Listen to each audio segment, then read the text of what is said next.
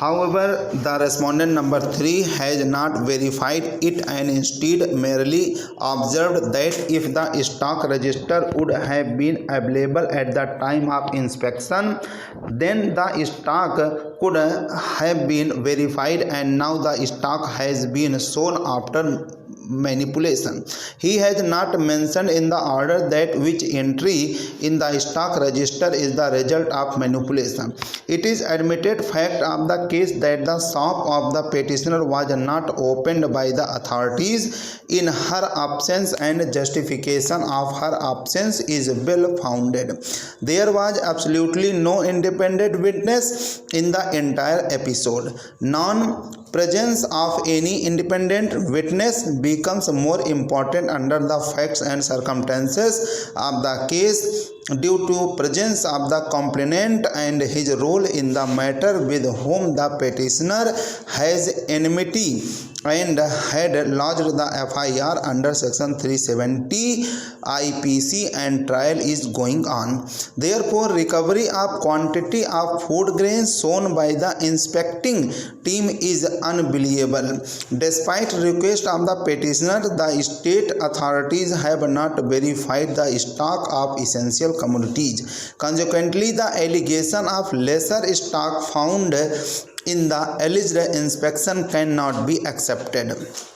The third ground and the conclusion drawn by respondent number 3 in the impunged order dated 31 December 2013 is that the petitioner had black marketed the essential commodities and thus contravened the terms of agreement. This finding and the conclusion drawn by respondent number 3 in the impunged order is wholly baseless and without any evidence on record.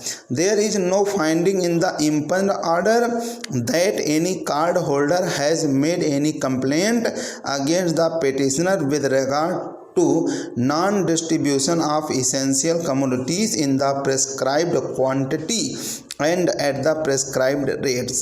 The respondent authorities have also not recorded statements of any card holders or the villagers with respect to non-distribution or lesser distribution of essential commodities by the petitioner from her fair price shop. The petitioner had submitted monthly distribution certificates evidencing that the essential commodities as received were distributed as per norms. Genuineness and correctness of the certificates has not been doubted. Thus, there was absolutely no evidence against the petitioner to indicate that the petitioner has either not distributed the essential commodities in prescribed quantity to card holders or she charged price over and above the rates prescribed.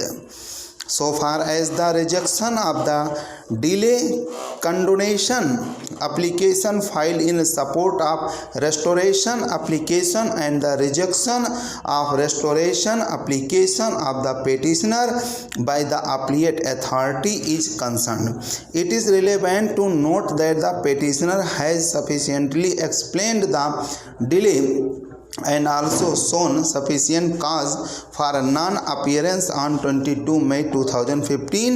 The appellate authority has merely observed that no justifiable reason has been shown for delay. However, he completely failed to record that what justifiable reason has not been shown in the delay condonation application. Thus, the order rejecting the delay condonation application and the restoration application is without reason and therefore cannot be sustained.